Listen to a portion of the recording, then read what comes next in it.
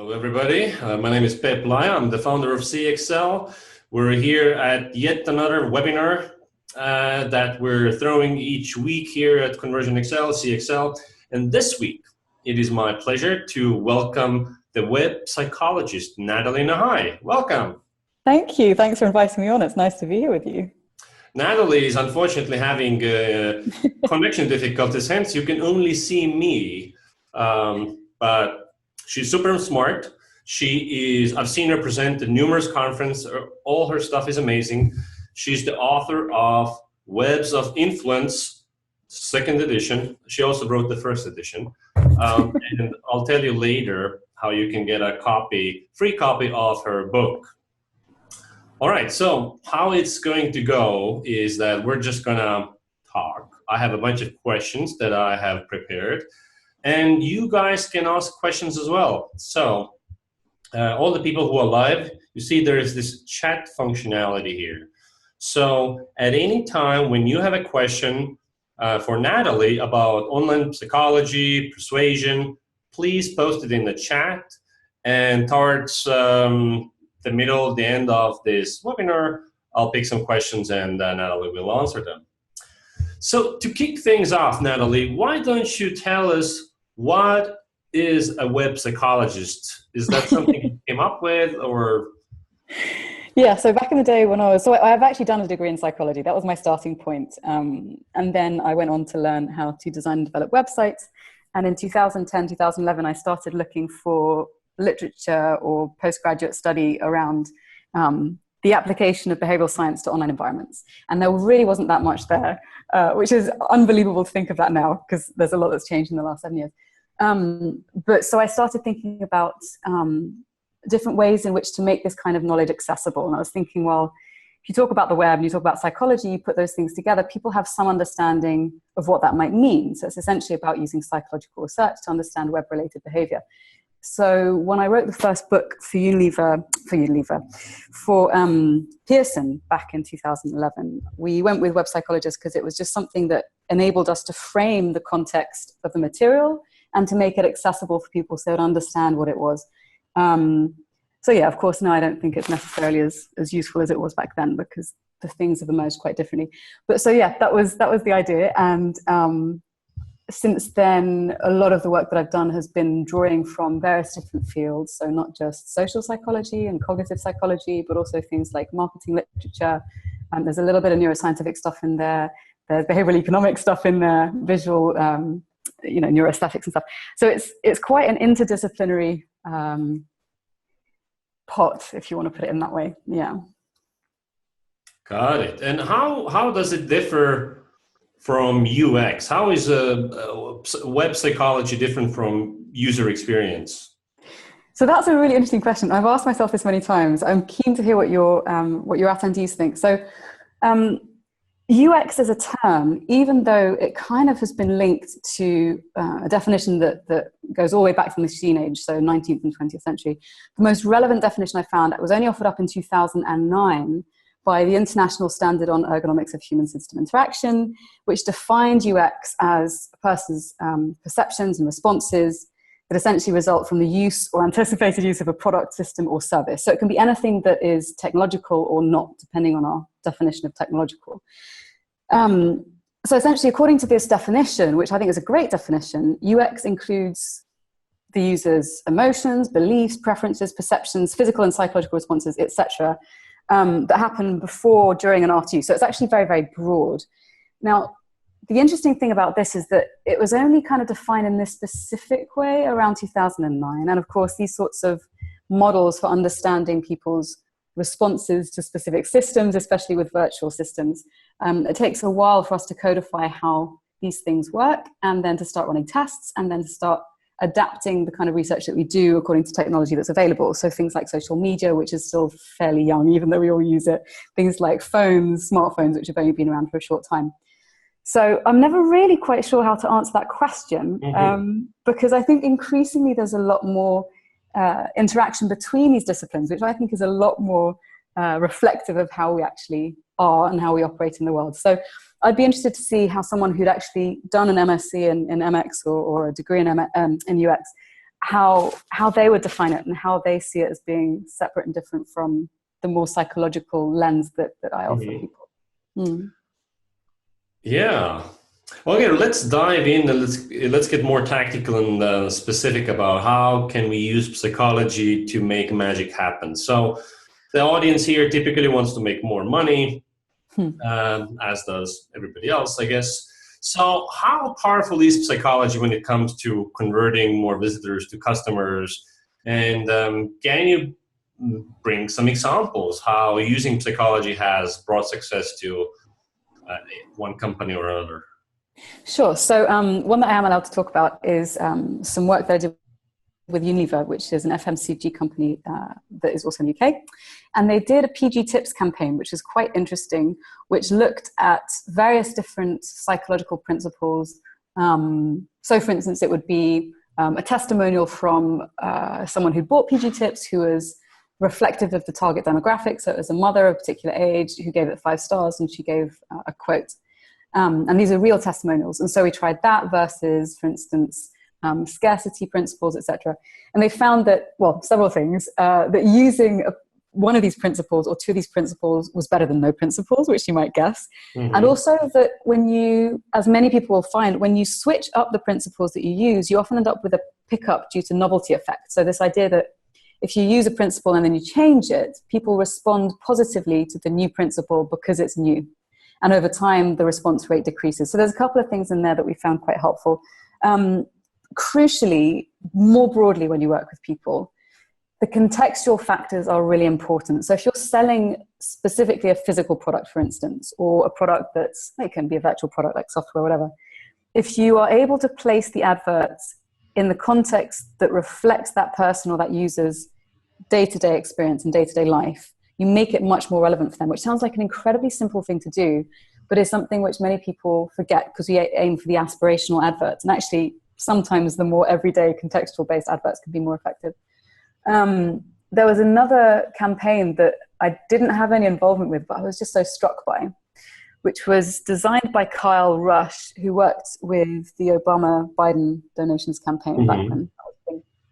And they basically had to increase donations.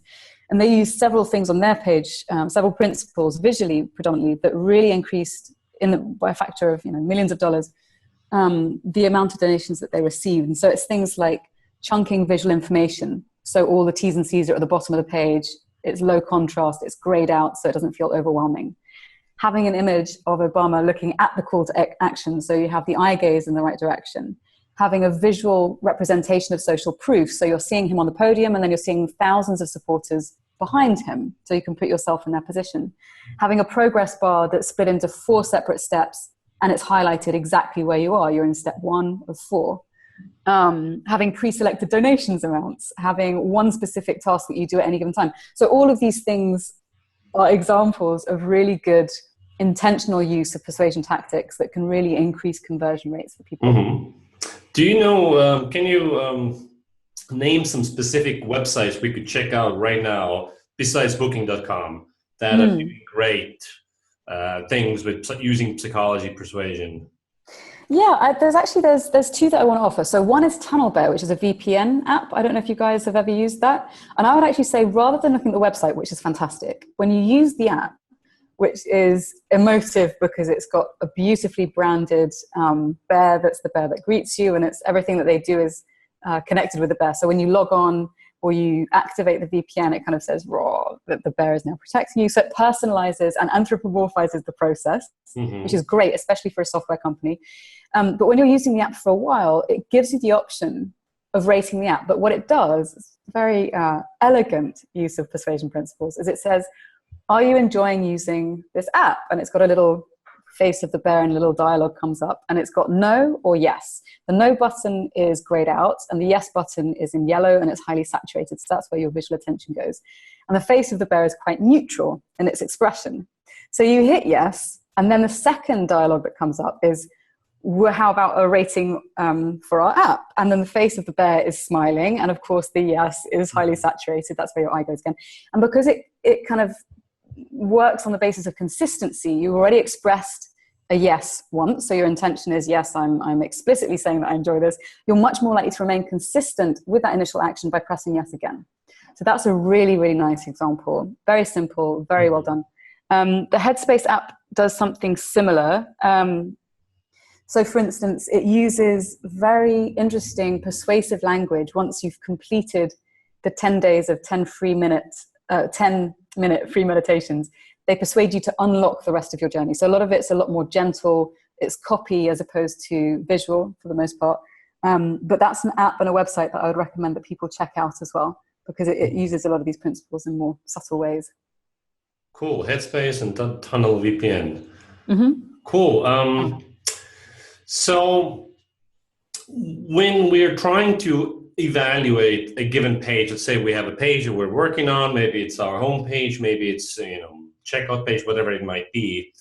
Is there a framework or heuristic to evaluate how are we doing here with persuasiveness? Like, are we scoring like 5 out of 100, or is there an objective way to assess persuasiveness of a page?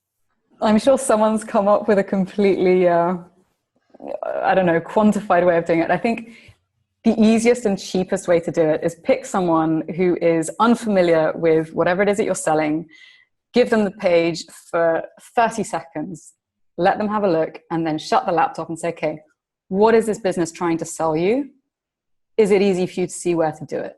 And honestly, I know it's a really simple hack, but so many people, because they're so familiar with their landing pages, they'll be able to say what it is, but they give it to someone else and they can't. You can actually use, I forget the name of the website, but you can actually use a bunch of websites that enables you to do this with people, that runs these tests so that you can optimize to make sure that the information on your page is highlighting that which is the most important. So you end up with the salient information being the most important call to action. So I think that's one thing that I would suggest. The truth of the matter is that it's very difficult to quantify these things, because you can often end up with something that Ollie Gardner calls the Franken page, which is if you optimize for everything, in terms of, yes, we're ticking 15 boxes of all these principles, it won't actually work. So there's nothing better than actually trying to figure out if someone understands what the page is for, how they do it, and then optimizing from there. Mm-hmm. Cool. Now, when users are on that page and they're evaluating our page, consciously or subconsciously, how can we figure out their intent, or maybe not even intent, but like their psychological needs and wants? Or how can we know what the general typical needs and wants of our general audience are? How can we analyze our audience and what they want? That's okay, so that's an interesting one. So one of the things I'd mention is that you can figure out and track their entry path. So for instance, this could be a direct entry, so they search for your specific site and they came directly to your site. It could be linked or referred, which means it's come from, I don't know, like a newsletter that you sent, a campaign, or a social media campaign that you did, or an ad, like a Google ad or promoted post or whatever. So if their entry path is direct, you know that they're aware of your brand, they know what to find on your site, presumably, because they're searching for you specifically. So you can infer that there's someone who's had exposure to your brand before. If it's linked, so through a newsletter or social, the inference there is that they've actually had to interact with you before, that they've already valued what it is that you've given them. And so there's a sense of there being a reciprocity already established. So that's also useful to know. People who are more loyal will often have higher purchase intent and often be more willing to pay more for things, not always, but sometimes. If it's through an ad, you can assume that many of the people clicking through from an ad are likely to have searched probably for a specific type of product, not necessarily the brand. And so for them, it might be that you want to have something which is specific to the item that they're looking for, as opposed to the brand itself. You can also check out things like mouse movements, so exit actions that create pop-ups that incentivize people to stay. So for instance, 10% off. That's something that's trackable. And then also search queries. If someone's coming to your site, say you have an e-commerce site and they're searching for a specific thing, then obviously that's relaying a specific intent. So then you can serve up pages and content. But all these things that you're talking about, this is like, to me, this is like standard CRO stuff. What about, that these people are ENTP or, whatever score. Oh no. Okay, so we're moving into the world of personality. Sorry to interrupt. Have you ever heard that somebody sent a psychological survey to their audience, like, please take this personality test? Occasionally people do. Typically people do other things. So for instance, okay, so let's dive into the world of personality. So there are ways in which you can test the psychological makeup of your audience through either, I mean, there's several ways you can do it, either mining the psychometric data that they consciously or unconsciously, usually unconsciously, that they leak on their social media profiles. What do you mean, psychometric data? So psychometric data, there was a study that was conducted back in 2012 by the Cambridge Personality Lab, and they basically figured out how to, just by using the likes that you have on your Facebook page, to infer personality-based traits. So things, not just your level of extroversion, agreeableness, neuroticism, conscientiousness, etc. But they were also able to tell things like your propensity towards risk-taking behaviors, towards taking drugs, your ethnic background, whether your parents were likely to be divorced or together, where you were likely to be gay or straight. I mean, a whole bunch of stuff, including religious and political affiliation. So this is just based off of people's likes. So you can mine people's Facebook data, which if you have a website and you're including as an option to log in a one-click sign-on, then you're going to have access to a heck of a lot of this information. Now, the ethics of it is a completely different topic altogether. But that's one way in which people assess how to change the nature of their content, either through using specific keywords or through using specific visuals that then will appeal to demographics that are, I don't know, more conservative and low in openness, whatever. We can enrich email lists with people's, social media handles, Facebook, Twitter, whatever. I'm not sure whether Facebook allows us to pull all their likes and analyze that. If there's a tool out there and anybody watching this knows. Yeah, so if you go to applyMagicSource.com, that's Cambridge University's engine. There's a whole bunch. I can send you some at the end of our chat if you like, but that's the one that typically gets used for a lot of these things. Oh, nice. And it's based off of the Big Five factor model, which is the most established and rigorous academic profiling test for personality. The other thing that you can do is also, of course, look at, I suppose you can look at things like the kinds of ads that people respond to. So in the book, the second edition, I go into quite a lot of depth in the personality section on which specific words will engage specific traits. So for instance, if you are trying to target someone who is high in openness, these are people who are characterized by things like high creativity, curiosity, imagination, insight, etc. These are people who are generally a bit more unconventional. Then people in this category who score high in this trait are going to use and respond to words such as innovation, intelligence, sophistication, imagination, etc. So if you know that you're targeting someone who is high in specific traits, such as openness, so for instance, the early adopters typically are quite high in openness, you can use some of these specific words that are based on psychological research to then frame your message in your Google ads or your, Facebook posts or Twitter promoted tweets, whatever. You can use these words to attract people high in that trait, and when they click through, make sure that the landing page that they click onto also reflect the same language. But does that require like one-on-one personalization, that I'm personalizing my content for this one particular person, or? No, so you could say, for instance, you want to test people who are high in the 5 different traits. You have 5 different sets of groupings of words, and you're trying to tell everyone the same thing because it's universally applicable to everyone. So it could be, let's say a new piece of software or a new phone or something. Then you just run 5 different Google ads, and you see which one people respond to the most, or which. Okay, so a person with certain traits are more likely to click on a certain type of ad. Yeah, that's the hypothesis based on the research. I mean, then you also have to bear in mind the context of the users of the platform that you're using to kind of send it out. So for instance, people on Twitter, generally speaking, are more left-leaning, and people who are more left-leaning tend to rate higher in openness. So it might be that you would want to start using your openness psychologically optimized ads on Twitter, and you might use something which is, higher for people who are in like the high end of agreeableness or low openness on Facebook, for instance, Mm-hmm. based on the contextual research. Yeah.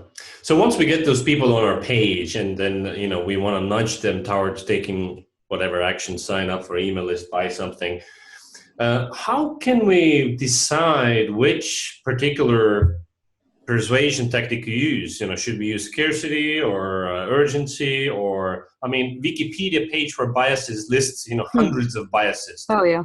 So like, how should we go about deciding which one to test? Oh, it's a good question, because it's a really complex answer. I think typically, you should use something which is congruent. I think that's the starting point that I would suggest. So say, for instance, you're selling tickets to a conference. You're running this amazing conference. You've got super early birds who are people who've probably interacted with your brand before. You give them money off. You say it's a scarce number of tickets, and you're rewarding them by giving them something for less. As the tickets run down, of course, you're going to use urgency. Now, this is congruent. People won't feel that they're being manipulated, because we have an expectation as to when and how these principles are used, and when it's ethical and when it's not. So even though you're using a dynamic pricing model, so different people will pay different prices for their ticket depending on when they sign up, that's a socially accepted way of pricing your tickets dynamically so that people have an equal chance of getting each of these fares. So I think understanding how congruence works, so people's expectations as to what they can expect, what they're going to get, and also doing something in a way that's above board and that's ethical. So I'm trying to think of another example. Another one would be a good use of urgency and scarcity, limited time sales. So say you're running out of stock on something, then it makes perfect sense, and it's really effective if you use urgency. You say, okay, we're going to do this sale for the next 7 days.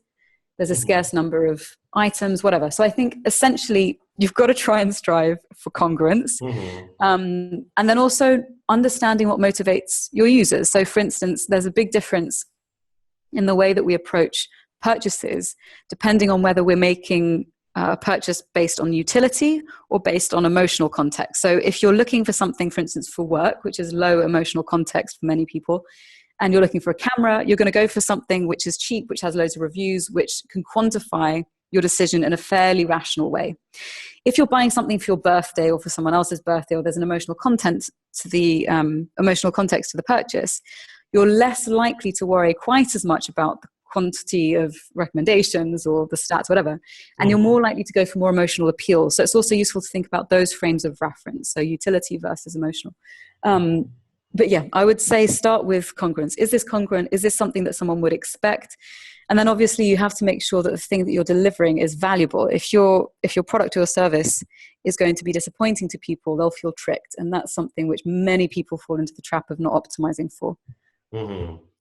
Are there any guidelines when we should emphasize the negatives, like missing out, fears, and when to emphasize positives, like potential benefits you might get when you take action? Yeah, so it depends quite a bit on things like personality and culture. So for instance, people who are high in conscientiousness are more likely to respond to guilt-based messages. So then it might be, oh, well, you should be doing, I don't know, your homework instead or whatever. So that's more of a negative framing. Whereas people who are high in other traits would respond more to positive reinforcement. There's also an interesting aspect with cultural context. If you have a culture which responds well to authority, so you have a high power distant culture, and this is based on the work of Geert Hofstede, then giving people messages that highlight their position within that hierarchy, which in many of our cultures we'd see as a negative framing, of course it's all relative, people from those specific cultures may well respond to that in a positive way. So you have to think about that too. And also things like risk-taking, our propensity towards risk, and whether we see risk as exciting or as something which is undermining. So from a cultural level, you'd say uncertainty avoidance. In countries where they score high for this, you want to make sure that you frame a specific interaction as safe, as predictable. They know it's structured the way that it's supposed to be structured, and they can rely on things being as they expect. Someone who's from a culture that is low uncertainty avoidant, like the UK, the US, people who come from cultures which typically take more risks and do more innovation, risk is seen as a positive, so then you can allow people to take a bit more of an unusual route through websites in a slightly basically. So there's a lot of stuff there. So that again seems that, you know, we need to have multiple versions of our sales pages or landing pages, because, you know, for certain different people, countries, you know, you name it. Yeah, I mean, I think if you're a massive business and you're able to, and I've met a few people who work in businesses like this, if you're able to give the people on the ground in various different territories the possibility to change the layout, the user journey, and the content of whatever it is that they're serving, you typically end up finding that they have an instinctive sense for what works and what doesn't. And it's all very well me sitting here and saying, well, we can codify all of this in some way or other because that's what research is for. But ultimately, most of the people listening will have an instinctive sense of what is likely to work and what isn't.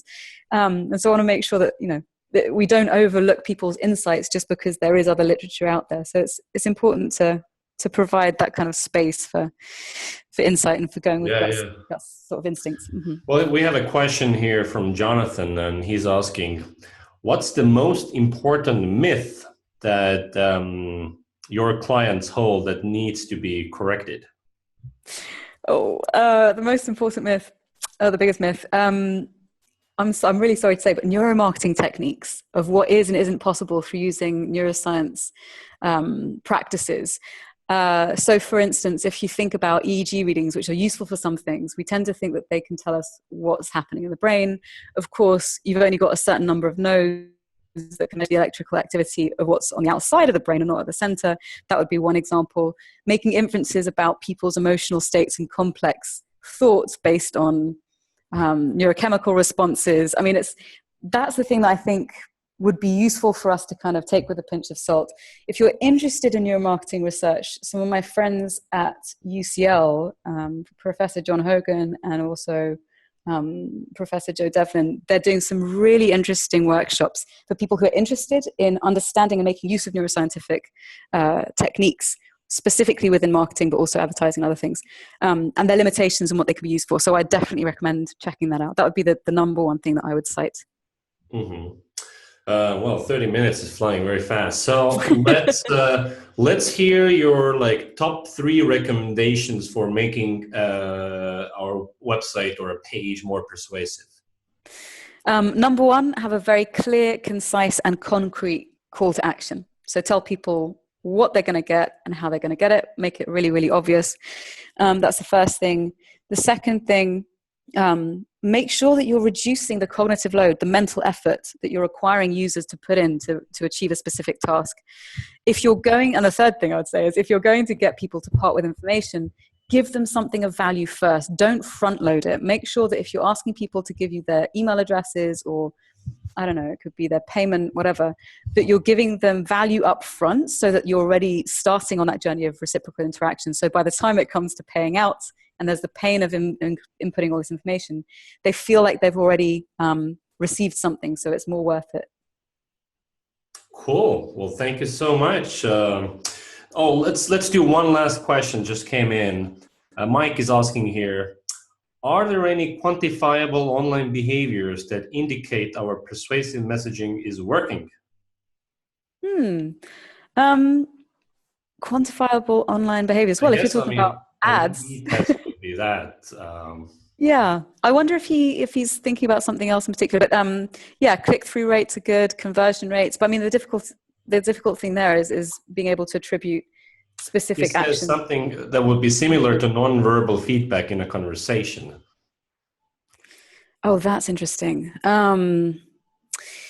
Yeah, well, I suppose time spent on page, mouse actions would be good. If you're not able to track eye movements, which you shouldn't do anyway unless it's consensual, then I think people's path through a website and also the amount of time they spend on the page can also be quite helpful. I think Crazy Egg do some interesting stuff around that. There's a few services that you can use to see how people actually interact with sites. But of course, most of the difficulty is that most of us now use our mobiles, which is a much smaller real estate for in terms of visual interface. Try My UI has these features where they're detecting behaviors like rage clicking and rapid scrolling, and people are doing weird stuff.